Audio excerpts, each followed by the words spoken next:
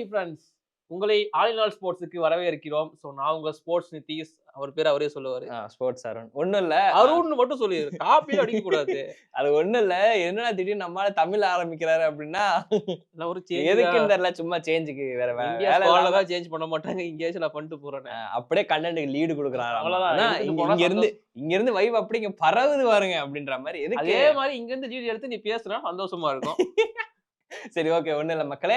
இன்னைக்கு வந்து முழுக்க இந்த சாம்பியன்ஸ் அப்படின்ற ஒரு விஷயம் போய்கிட்டு இருக்குது. ரொம்ப பயங்கரமா போயிட்டு இருக்குது.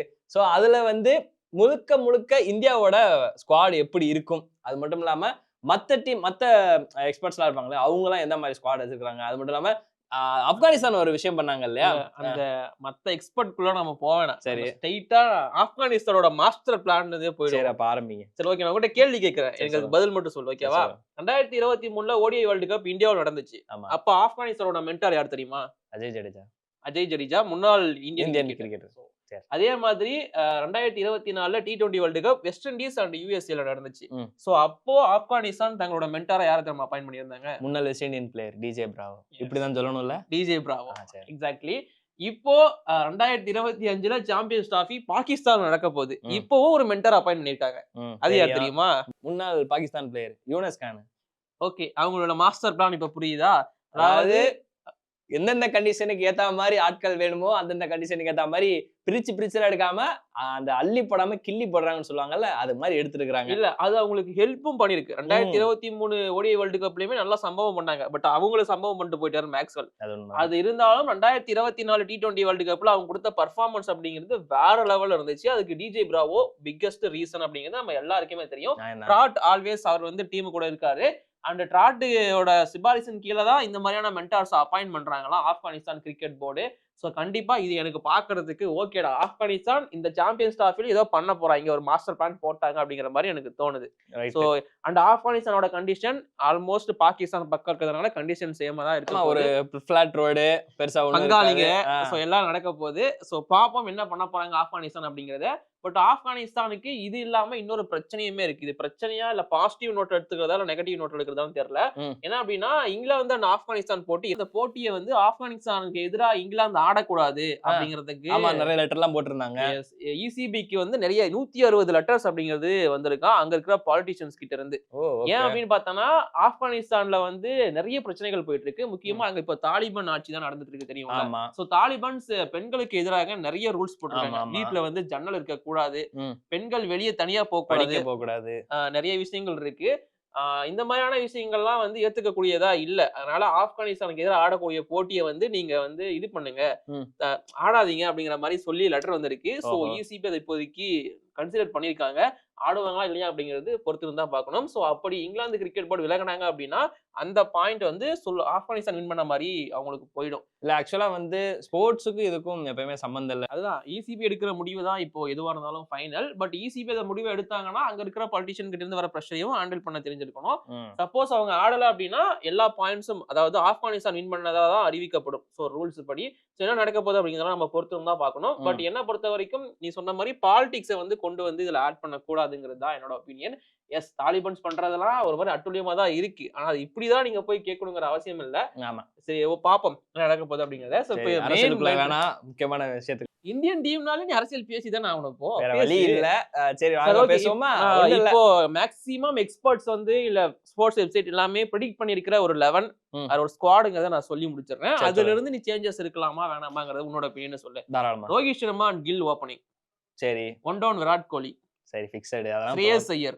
ஓகே. கேஎல் ராகுல். Double okay. Hardik Pandya. Okay. So இந்த மாதிரி ஆல்ரவுண்டர்ஸ் பொறுத்த வரைக்கும் Jadeja, and then Kuldeep Yadav, Shami, Bumrah. Kuldeep ஆல்ரவுண்டர்னாரு.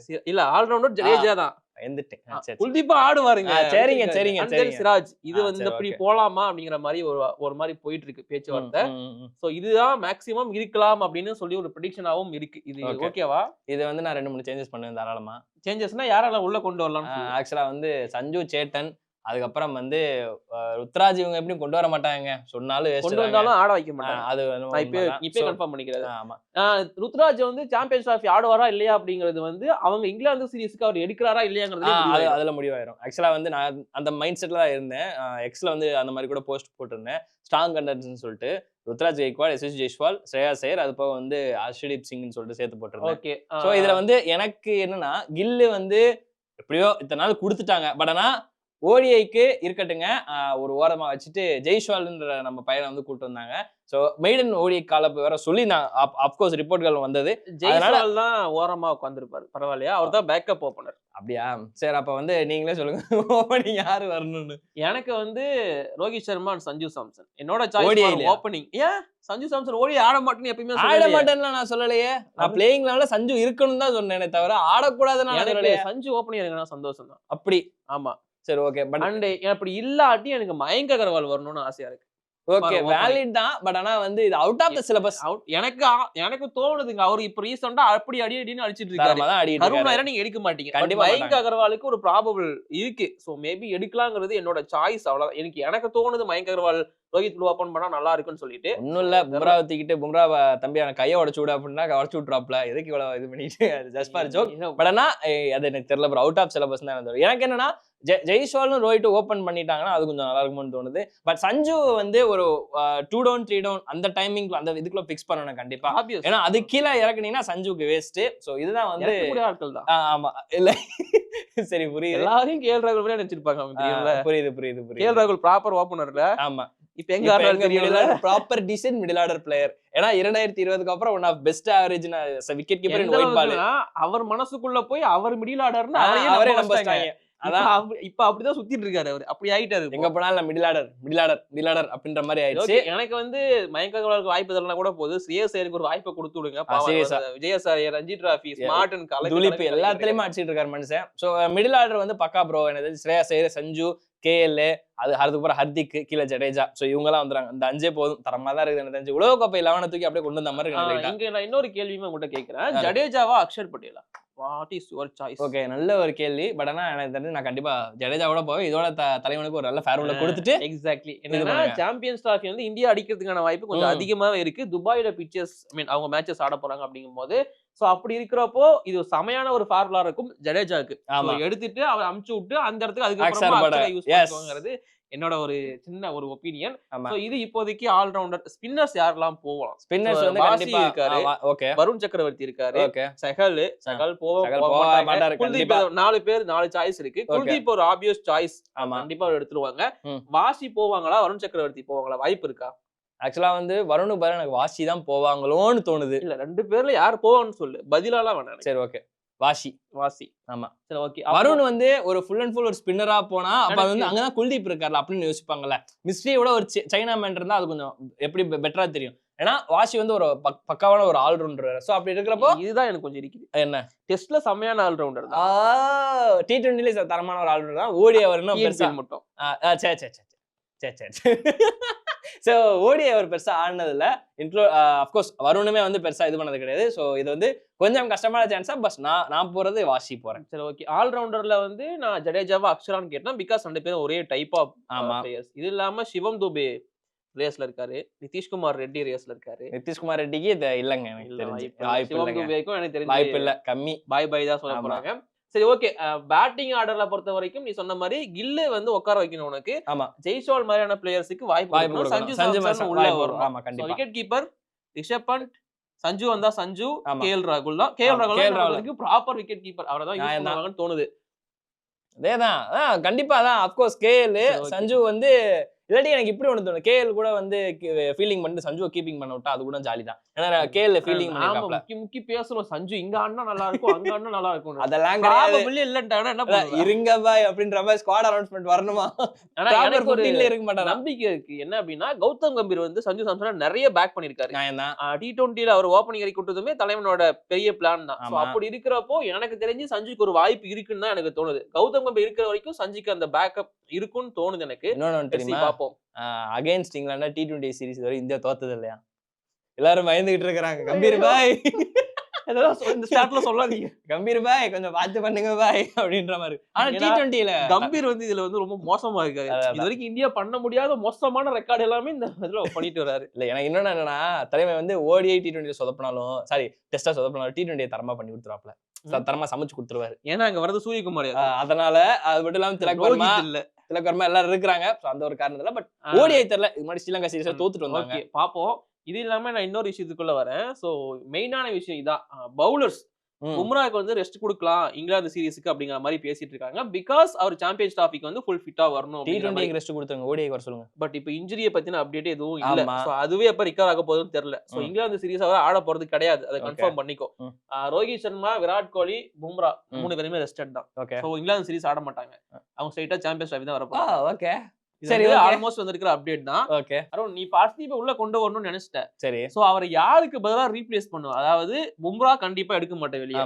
Siraj R Shami ரெண்டு பேர்ல யாருக்கு பதிலா ரீப்ளேஸ் பண்ண வாய்ப்பு இருக்கு? ஆக்சுவலா வந்து நான் சமியை வச்சுக்கிட்டு சிராஜ் கூட பரவாயில்லன்னு சொல்லிட்டு வெளியே உட்கார வச்சிருந்தேன். பரவாயில்ல, வெளியே உட்கார. சரி ஓகே ஃபைன். ஏன்னா சொல்றேன், ஏன்னா வந்து சிராஜ் ஒரு நல்ல பவுலர் தான், நான் தப்பெல்லாம் குறையெல்லாம் சொல்ல மாட்டேன். நல்ல தரமான ஸ்டாண்டர்டான பவுலர் இப்போ வந்துகிட்டு இருக்கிறாரு. பட் ஆனா அர்ஷதீப் ஒரு லெஃப்ட் ஆர்மர். அது போக வந்து ஆல்ரெடி 2 எக்ஸ்பீரியன்ஸான பவர் பேக்டான 2 ஸ்விங் பண்ணக்கூடிய தரமான பவுலர்கள் இருக்கிறாங்க. அப்படின்றப்போ எனக்கு லெஃப்ட் ஆர்மர் ஒரு அட்வான்டேஜ் இருக்கிறப்போ சிராஜ் வந்து நான் அஃப்கோர்ஸ் ஒரு தேர்ட் பவுலரா பார்த்தா உட்கார வைக்கிற மாதிரி இருக்கும். ஸோ சிராஜ் வெளியே, அர்ஷதீப் உள்ள. இதுல நான் கொஞ்சம் வேறுபடுறேன். எனக்கு வந்து சிராஜ் அவ்வளவா நான் பெருசா எடுத்துக்க மாட்டேன், ஒரு பெரிய பவுலரா மதிக்க மாட்டேன். பட் T20 பொறுத்த வரைக்கும் அது அப்படி நான் வச்சுக்கிறேன். பட் ODIல சிராஜ் ஏதோ பண்ணுவார்னு எனக்கு தோணுது. சோ அதனால என்னோட பிரைமரி 3 சாய்ஸ் வந்து ஷமி, சிராஜ் அண்ட் பும்ரா தான். அர்ஷதீப் சிங் நான் பேக்கப்பா வேணா வச்சுக்கிறேன். அப்படிதான் நான் கொண்டு வரது. அர்ஷதீப் வந்து ஸ்குவாடுக்குள்ள வந்தாருன்னா ஓகே, சிராஜ் உள்ளே இருந்தாலும் எனக்கு சந்தோஷம் தான். நியாயமா கரெக்ட் தான். ஏன்னா இதுக்கு முன்னாடி ODI உலக கோப்பையில பயங்கரமா பண்ணியிருக்காரு. அதுவும் நோட் பண்ண வேண்டிய ஒரு விஷயம். இப்போ பீக் ஃபார்ம் கிடையாது. நீங்க டெஸ்ட்ல விக்கெட் எடுத்தாருன்னு சொன்னாலுமே என்ன பொறுத்த வரைக்கும் டெஸ்ட்ல சிராஜை விட ஆகாஷ்தீப் தான் பெட்டரா போட்டாரு. நியாயமா. சோ இது வந்து பேசிக்கான ஒரு விஷயம். சிராஜ் அடி வாங்குறாரு தான், அது டெஸ்டிங்கிறதுனால பெருசா தெரியாம போயிட்டாரு. பட் இங்க ODI பொறுத்த வரைக்கும் கிளீனா எக்ஸ்போஸ் ஆயிடுவாரு. சோ அது எப்படி மேனேஜ் பண்ண போறாரு சிராஜ்ங்கிறது ஒரு பெரிய கேள்வி இருக்கு. சப்போஸ் பும்ரா வந்து அந்த இன்ஜுரியில இருந்து ரிகவர் ஆகல, அது என்ன இன்ஜுரின்னு ஒன்னும் தெரியல, பேக் ஸ்பாஸ்ம்னு சொல்றாங்க. பட் அது எந்த அளவுக்கு சிவியரா இருக்குங்கிறது நமக்கு அப்டேட் எதுவுமே கிடையல இப்ப இந்த வீடியோ எடுத்துட்டு இருக்க வரைக்கும். சோ அப்படி இருக்கிறப்போ மேபி பும்ரா வரல அப்படின்னா அந்த பவுலிங் யூனிட்டை லீட் பண்றது ஷமியா தான் இருக்கும். கண்டிப்பா ஷமி இன்ஜுரியுமே இப்ப கேள்விக்குறியில இருக்கு. இப்ப அவர் வருவாங்கிறது ஒரு பெரிய கேள்விதான்.